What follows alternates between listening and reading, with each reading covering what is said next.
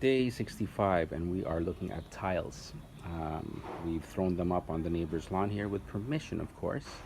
And one thing's nice is we're able to see how these tiles look like here actually on location, which is very different than the way they look like at the warehouse because we have a different light and the warehouse doesn't receive any sunlight. The tiles almost can take on a different color than when you bring it on location. So it's very important to check both indoor and outdoor, in the sunlight, in the gloomy rainy day, at nighttime in the bathroom, all of these. So there are no surprises once you install your tiles and they have cured and then you find out that it is not the color you wanted at all. This is something we try to avoid. This is how we avoid it. Okay, so basically we've ended up really liking these hues. This is kind of like a sand color beige. Now be careful with this color because if it is a little bit on the orange side, it ends up looking pinkish, and then if it is a little bit on the gray side, it'll end up looking green depending on the light you're in, right? So we found this perfect shade. And oh, by the way, that's the reason why these tiles are chipped, because we've taken a sample with us as a swatch, because we have decided that the house will be basically just these three colors plus the addition of the wood, and we're going to leave it at that. We're not going to try to get complex with any other colors. We're going to keep things really sleek and coordinated, all right? And so we wanted to take a piece of this tile and bring it with us so that we can find other tiles with different textures to be used in different bathrooms.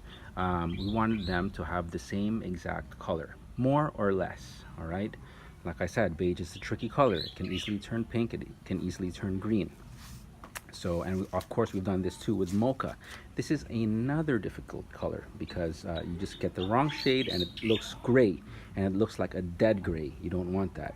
And then if it's a little bit too brown, it ends up looking red, which you don't want that either. So it's important to take a sample with you so that you can really compare. So in looking for tiles with other textures, you can find something that is an exact match. Now, a white is the other difficult one. We ended up really liking this color. White is, there can be so many different levels of white, and dirty white and off-white. And so you got to find one that's the color that you like. We like this one because it just had the nice hint of beige without being too reddish, without being too gray, without being too green. So these are some things that are really important. Take your swatches with you so that when you go shopping for wood, when you go shopping for other tiles, you can make sure that everything match, okay? So once again, this is after narrowing it down from 10, and we're still going to be on the lookout for some more. So we've started the tiles, and since it's the end of the year, it's a good time to be buying because sales are happening right now, okay?